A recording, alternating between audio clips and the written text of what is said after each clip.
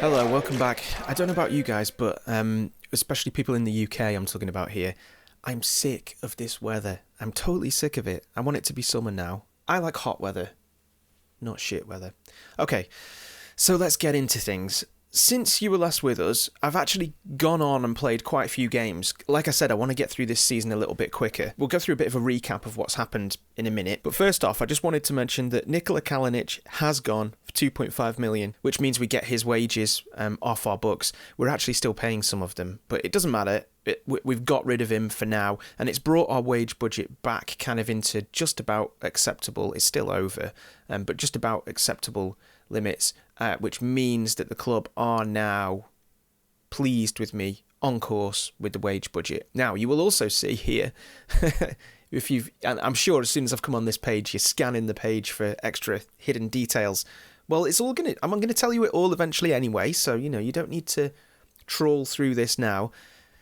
But basically, you'll have seen this. Disappointed. Win the Liga, disappointed. You'll have probably seen this as well. Disappointed about Madrid's heavy 3-0 defeat to FC Porto. Disappointed about the Champions League 0-0 draw with Porto. And disappointed about the 2-1 defeat to Sevilla.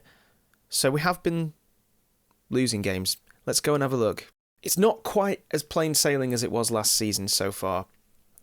So essentially, last time you were with us, we played Levante. So I've played quite a few games since then. We played Ajax in the Champions League group, and we kind of stumbled to a 0-0 there, which was unfortunate. And the Champions League, in fact, I'll brush over the Champions League quite quickly before we get onto La Liga. So then we beat Milan 1-0, I don't know how the fuck we managed it. Morata in the 92nd minute, and really, we were lucky. Then Porto absolutely demolished us. I don't know what happened. We had Victor Mollejo sent off. But that was only in the 88th minute, so it didn't, we can't really claim that affected the game in any way. They came to win, they attacked us, and in fact, if we just have a look at this, you can see it was very, very even, and we didn't put any chances away, and yeah, we paid for it, basically. Then we've just played them again, and that time it was 0-0, and this time it was much more in our advantage. We just couldn't put any of our chances away, so that was disappointing, and I assume that's why the board are displeased. La Liga, we had the 2-1 loss to Levante, which was pretty bad. I'm going to try and say it properly. Valladolid.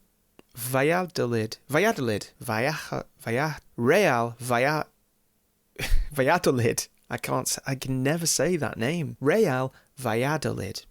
Okay, we beat them 2-0. Athletic, 2-0. Celta, 3-0.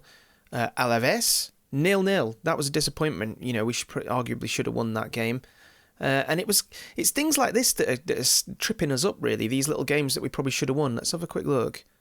Yeah, look, 12 shots to 3. We didn't have as much possession, but, 12 shots to 3, we probably should have converted some of those, and, just one of those would have done, wouldn't it? Then Rayo Vallecano, remember, are a Madrid-based team, so this technically is a local rival of ours. Hence, probably the 3-3 scoreline. It was a heated game, very exciting game. We managed to, at one point it was looking like we were going to lose until Felipe came in the 90th minute and got us the draw. But again, it's another draw. Then we went on to play Sevilla. Lost 2-1. A bad result for us, really. Sevilla are a good team, but that's the kind of game we should be winning if we want to be up there challenging. Leganés, 2-0. So we're back to winning ways. They had a player sent off, but again, it was in the 93rd minute, so it didn't really make any difference. And then today we've got Girona. We'll go on to Girona in a minute. Let's have a look at the league. We're 6th. Because we're not the only team that have been fucking up this season. Barcelona, down there in 8th, they've lost 2, drawn 4, won 6. So, they've had a lot of draws in there. Real Madrid even, have lost 2. So, luckily for us, our bad form, and I mean, you look at that, and compared to last season, that was all green. There's a couple of draws, a couple of losses cropping up, But it seems like the same's happening to everyone this season, which is good. It's making everything a lot more expansive. It's making the whole league feel a lot more exciting, to be honest. Because we've got rid of Kalinic, what that also does is free up a foreign player spot in our squad, which means that I do have the option to recall Nehuen Perez off loan at San Lorenzo, and I really want to do that. Defensively, we don't have the depth, and also, he's a 20-year-old wonder kid. He's got some very good attributes. I want to see how he does, and I think he certainly could be a player for the future. He could be, a long-term successful Madrid player, Atletico Madrid player. I can't recall him from the loan yet. I can't cancel it outside of the transfer window. So as soon as I get the opportunity to do that, I'll just keep checking back. I'll do that and we'll get him in the team. Girona, currently 16th in La Liga. Girona are a Catalan club, and you can even see the Catalan flag in the badge there as well. Currently 16th, which is strange because looking at this record here, they've had a win, a loss, a win and a loss. But that's the way that La Liga is going this season. Even picking up 3 wins, you can still be down as far as 16th because everybody's all over the place. It's nowhere near as one-sided as last season. And okay, we're still fairly early on in the grand scheme of things, but it's still interesting. It still makes for a much more exciting league. I wouldn't be fucking surprised if we lose to Girona today. That's the way that things are going at the moment. We shouldn't, because they came up last season, not expected to do anything. In theory, they're a far less good team than us, but stranger things have happened.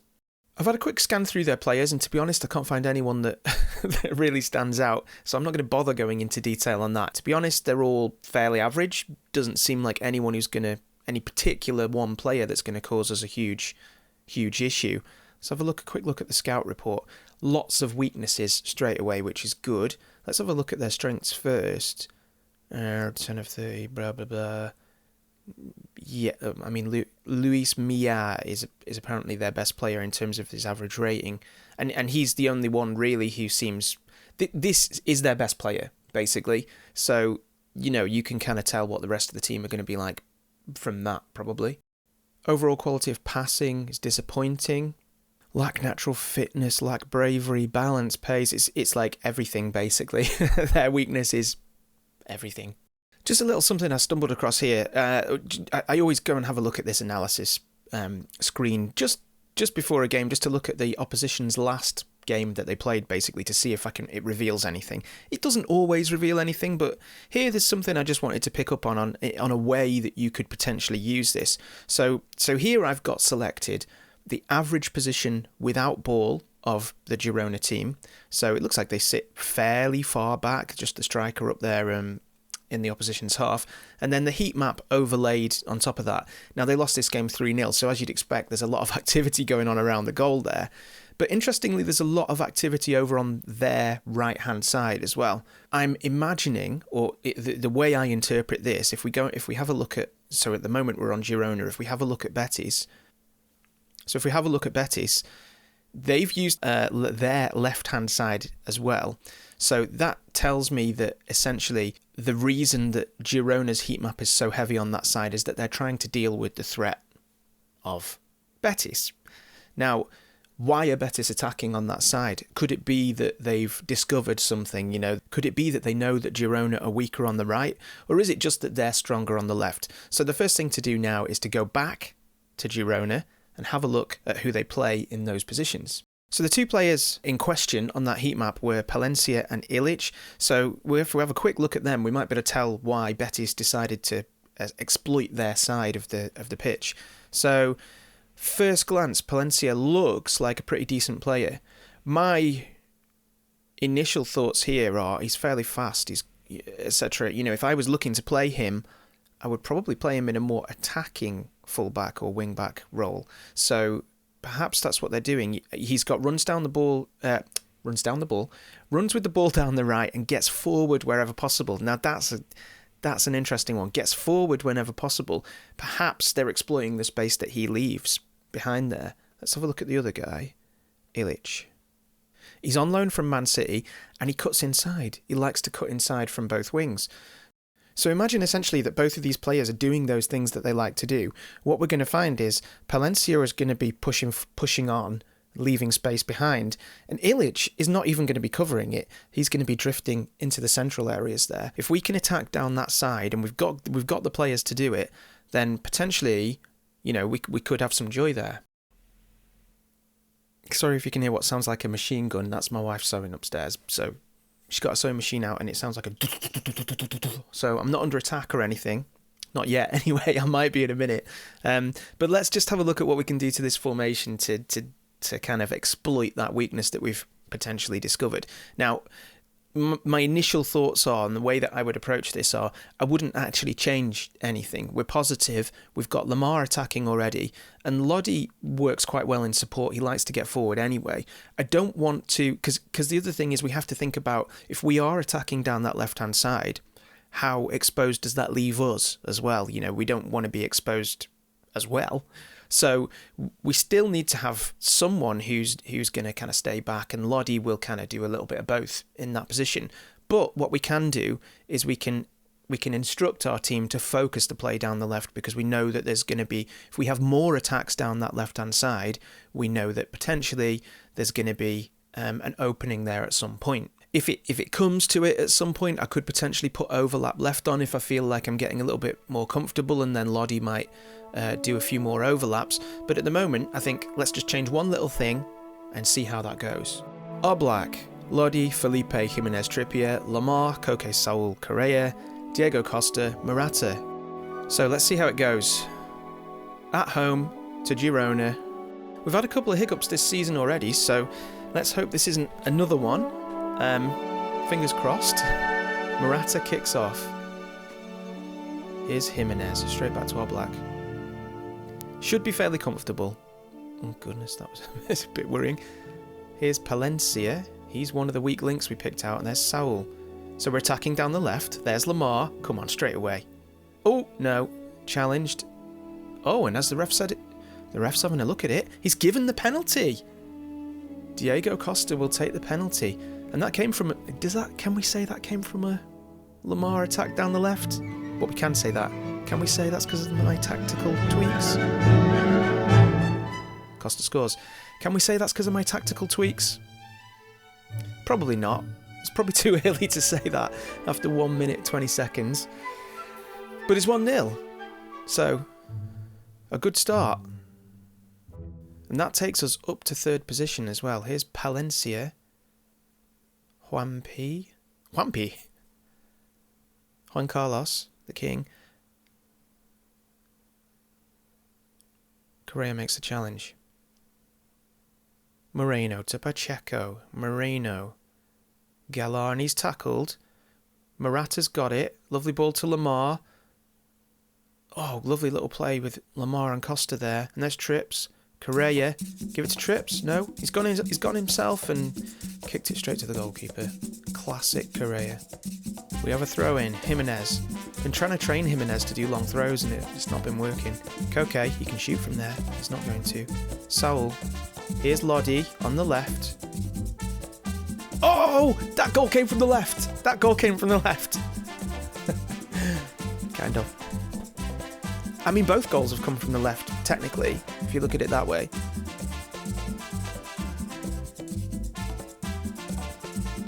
Good ball over the top.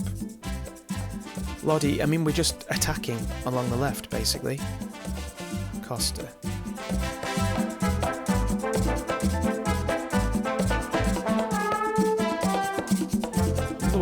That was a quick highlight.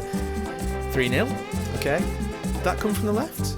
That was so quick, I didn't even see what happened. It was a free kick, wasn't it? Yeah, from the left.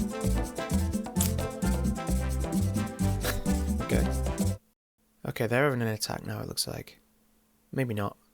Oh yeah, they got it back. Vesga. No, they've lost it. Here goes Morata. This could be fucking 9-0 or something. Correa. Costa. Oh! Lodi and Lamar, back heel, back to Lodi, Lodi back heel to Felipe, Saul back to Oblak. Just tidying up now. Koke, Costa, Correa, Saul. Oof, Correa just gets there, crosses it in, Costa, straight to Juan Carlos. Trippier, Correa, Felipe, there's Lamar, and this whole thing of exploiting the left, oh, it nearly worked again. This whole thing of exploiting the left, although we can't necessarily attribute all of those goals to that directly, it has made an impact, you know. I think that they look weak on that side. Whenever we run at them, they look weak. Okay, granted, they are a weaker team, but it's 3-0 at half-time. All going to plan so far. Start of the second half. More of the same, please. Right, 63 minutes. I'm going to start to think about resting a few players because we've got the Champions League matches coming up. So, looking tired is Jimenez, Saul. Saul probably could do with the rest. We can bring Llorente on. In fact, I'll take Jimenez off because we're fairly comfortable at the moment and he's an important player for us. And it's all just like for like. We're attacking down that left-hand side. Why not give Mollejo a chance in there and see what he can do? Probably shouldn't have made all 3 substitutions at once, but oh well. Fingers crossed. There's Koke to Correa. Trips. Loses out, but Pau Torres has got it. And he finds Felipe, and Felipe finds Lodi, and here's Mollejo. Let's see what he can do. Koke. Lodi. There's Mollejo. Oh, nearly an assist straight away. Costa. Koke. Mollejo, come on. Lodi. Llorente. Koke, he's going to hit it. Oh no. Pacheco with the attack now. Pau Torres. That's his 12 million worth right there. Saiz. To Palencia. Miller. Pacheco. Vesca gets it back to Miller. Miller finds Moreno. They're having an alright little pass about here, little kick about. But Pau Torres breaks it up. And then he finds Morata with a brilliant ball over the top. And Morata's running at them. Correa.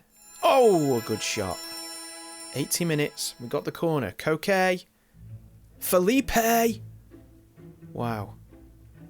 Correa. Morata. Here's Mollejo. Oh, lovely little flick turn thing. We're confidence from the youngster. Morata to the goalkeeper. 18 shots to 3 at the moment.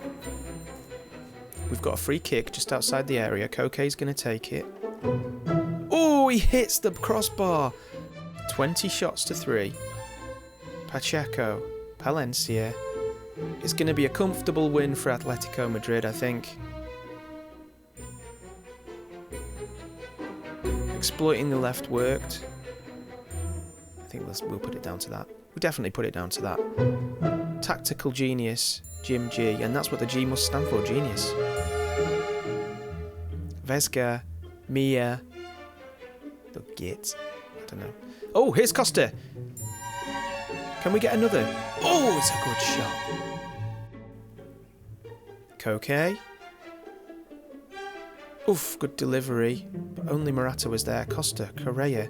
Give it to Mollejo. I'd like Mollejo to score. And there it is, 3-0. A good result, a good tactical decision, early doors, and we're up to 3rd place. And fair enough, you know, they're a weaker team, but, you know, we played well. We had a good game.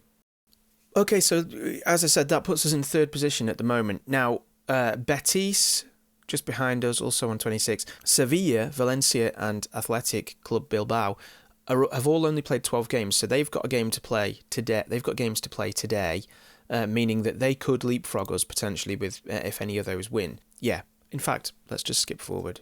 So Real Sporting, Alaves, I don't think any of those can really affect this anyway. So yeah, we've dropped down to 4th place.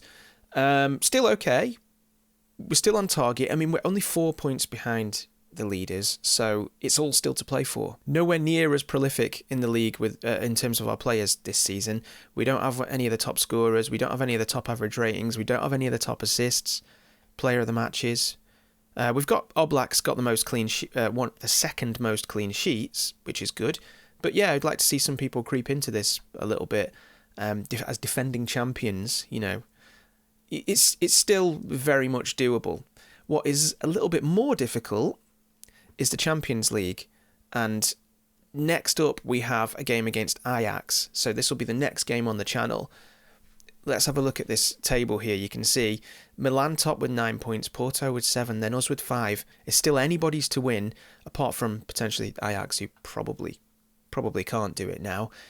Still 2 games to go, so we've still got to play Ajax and then Milan again. So in theory, you know, it's in our own hands. We could do with a result against Ajax. A win would be brilliant. A draw would still mean that we can do it, but it would rely on other results. So I think we definitely want to win our next 2 Champions League games. So join me next time for the continuation of a very tight Champions League journey. Hopefully we can get a win, which will put us in a really good stead to move through to the knockout stages. If not, we could be on very shaky ground indeed.